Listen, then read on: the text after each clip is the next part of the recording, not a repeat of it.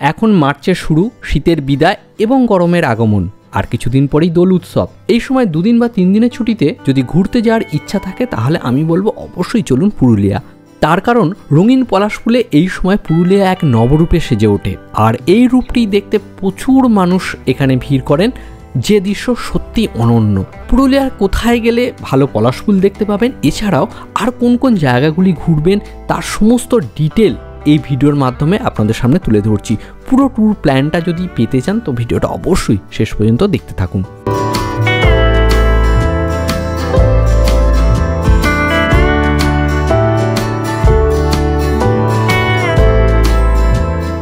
অযোধ্যার বিভিন্ন ভ্রমণ স্থানগুলো দুটো দিকে আছে, একদিকে আছে বাঘমুন্ডি এবং অযোধ্যা পাহাড়, আর একদিকে আছে গড়পঞ্চকোট, জয়চণ্ডী পাহাড় এবং বরন্তী।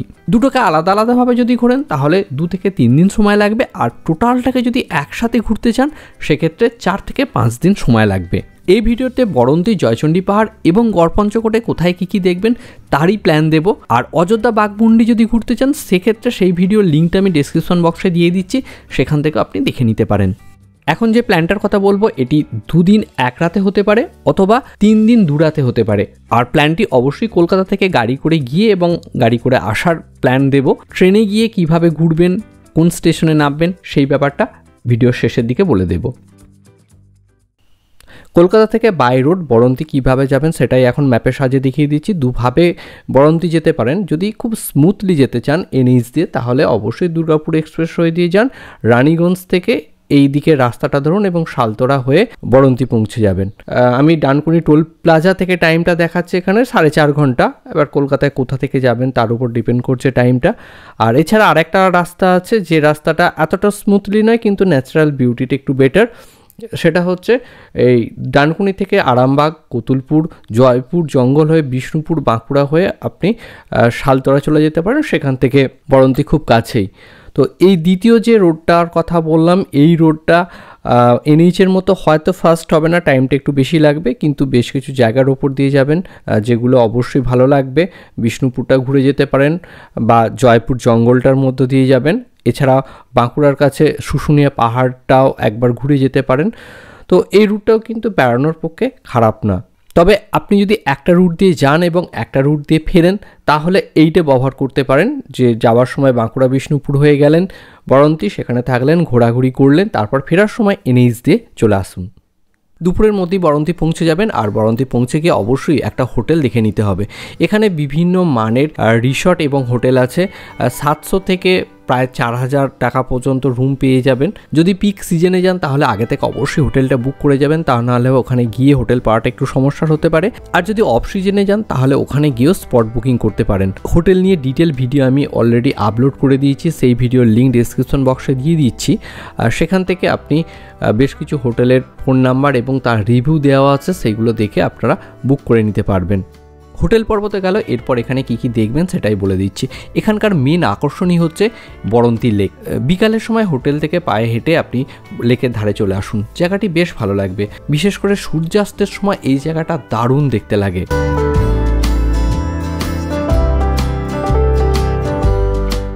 শীতের সময় এখানে গেলে সকালে খেজুর রসটা একদম মিস করবেন না। একটু খোঁজ নিয়ে দেখবেন আশপাশে অনেক খেজুর রস পাওয়া যায়, সেখানে গিয়ে সকালের এই খেজুর রসটা অবশ্যই একবার টেস্ট করে দেখবেন।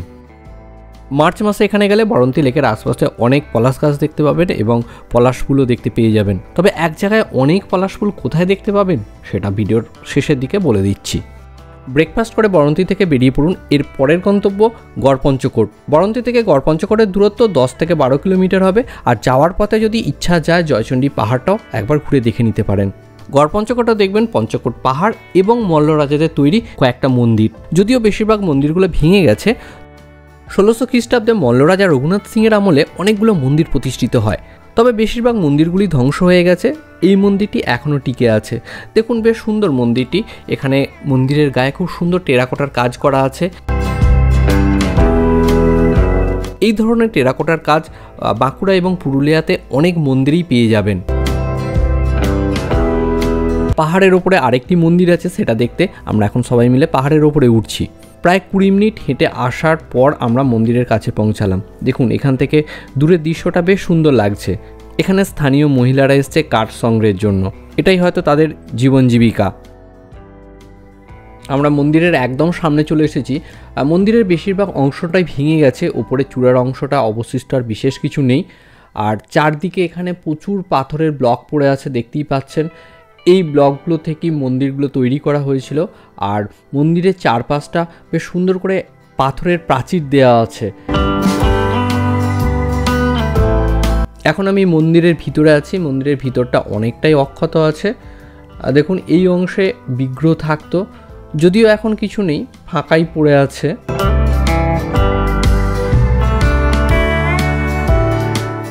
গড়পঞ্চকোট দেখার পর আমরা যাব পাঞ্চেত ড্যাম। এখান থেকে পাঞ্চেত ড্যামের দূরত্ব খুবই কম, 8-10 কিলোমিটারের মধ্যে এই ড্যামটি। কোন রাস্তা দিয়ে যাচ্ছি এবং কেন যাচ্ছি সেটা ম্যাপের সাহায্যে দেখিয়ে দিচ্ছি এবং বলে দিচ্ছি।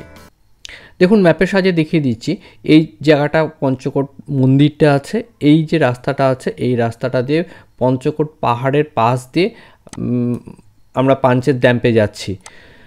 তো এই জায়গাটা দিয়ে যাওয়ার প্রধান কারণ হচ্ছে এখানকার ন্যাচারাল বিউটিটা বেশ ভালো, চারদিকে গাছপালার মাঝখান দিয়ে এই রাস্তাটা, আর দেখতেই পাচ্ছেন এই রাস্তাটা। আর মার্চ মাসে গেলে এই রাস্তার দুধারে প্রচুর পলাশ গাছের পলাশ ফুল দেখতে পাবেন। আমরা গিয়েছিলাম ফেব্রুয়ারির মাঝামাঝি সময়, এই সময় ফুল গাছে ফোটেনি, কিন্তু এখানকার লোকাল মানুষদের সাথে কথা বলে বুঝলাম বা এখানে প্রচুর গাছ আছে, সেটা দেখেও বোঝা গেল যে মার্চ মাসে গেলে প্রচুর পলাশ ফুল এখানে পেয়ে যাবেন। এখন আমরা পাঞ্চেত ড্যামে চলে এসেছি। দেখুন বাঁধের ওপর দিয়ে যাচ্ছি। জায়গাটা বেশ সুন্দর, সাজানো গুছানো, সুন্দর ভিউটা দেখতে লাগে। এখানে খুব বেশিক্ষণ দাঁড়াইনি, দাঁড়িয়ে কয়েকটা ছবি টবি তুললাম, তারপর আবার চলতে শুরু করেছি। তবে এই জায়গাটা শীতের থেকে বর্ষাকালে যখন ড্যামে জল ছাড়বে সেই সময় যদি আসেন দারুণ লাগবে। সেই সময়কার একটা ভিডিও আমি অলরেডি পোস্ট করেছি, তার লিঙ্ক ওই ভিডিও ডেসক্রিপশন বক্সে দিয়ে দিয়েছি, প্রয়োজনে দেখতে পারেন। আর বর্ষায় কখন ডিবিসি জল ছাড়ছে সেটা একটু খেয়াল রাখবেন, সেই সময় যদি যান তো দারুণ এই দৃশ্যটি দেখতে পাবেন।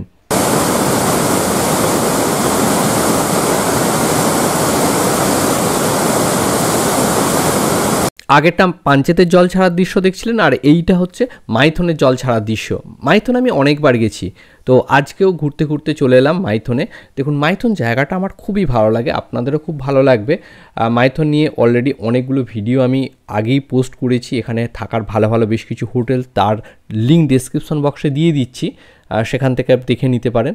মাইথনে এসে বোটিং করতে বেশ ভালো লাগে, এখানে নৌকা আছে এবং স্পিড বোটও আছে। তো এবারে ঠিক করলাম স্পিড বোটে চাপবো। 100 টাকা পার হেড টিকিট কেটে স্পিড বোটের ওপর বসেছি, দেখা যাক কেমন এনজয় করা যায়।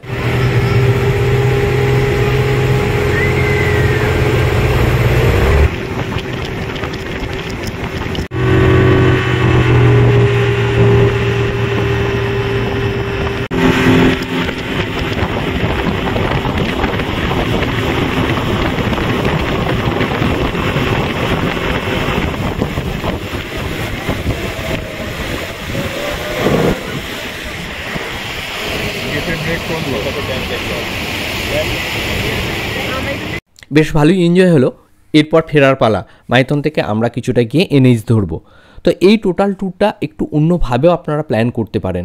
যদি 3 দিনে ঘুরতে চান তাহলে এনএইচ ধরে প্রথমে মাইথন চলে আসুন। মাইথন এখানে থাকার অনেক বেশ সুন্দর সুন্দর জায়গা আছে। এই যে জায়গাটি দেখতে পাচ্ছেন এটি হলো ওয়েস্ট বেঙ্গল ট্যুরিজমের একটি লজ। এই লজের ডিটেল আমি ডেসক্রিপশন বক্সে দিয়ে দিচ্ছি এবং একটা ভিডিও আমি অলরেডি আপলোড করেছি, সেই ভিডিওর লিঙ্কও দিয়ে দিচ্ছি। খুবই সুন্দর জায়গা, এখানে নাইট স্টে করতে পারেন, তবে একটু কস্টলি। তবে কম খরচে যদি থাকতে চান তারও কিছু হোটেলের ইনফরমেশান আমি দিয়ে দিচ্ছি, ডেসক্রিপশন বক্সে দেখুন পেয়ে যাবেন। এরপরের দিন এখান থেকে গড়পঞ্চকোট, জয়চণ্ডী পাহাড় দেখে বরন্তী বিকালের দিকে পৌঁছান। বরন্তীতে এখানে থাকুন, তারপর একটু পরের দিন একটু বেলার দিকে বরন্তী থেকে বাঁকুড়া বিষ্ণুপুর হয়ে আবার কলকাতা ব্যাক করুন। উইকেন্ড বা 2-3 দিনের ছুটিতে এই প্ল্যানটা করতেই পারেন। এই ভিডিও ডেসক্রিপশন বক্সে বেশ কয়েকটা ভিডিওর লিঙ্ক দিয়ে দিলাম, আপনার প্ল্যানিংয়ের ক্ষেত্রে সেই ভিডিওগুলো কাজে লাগতে পারেন, তো একবার দেখে নিতে পারেন।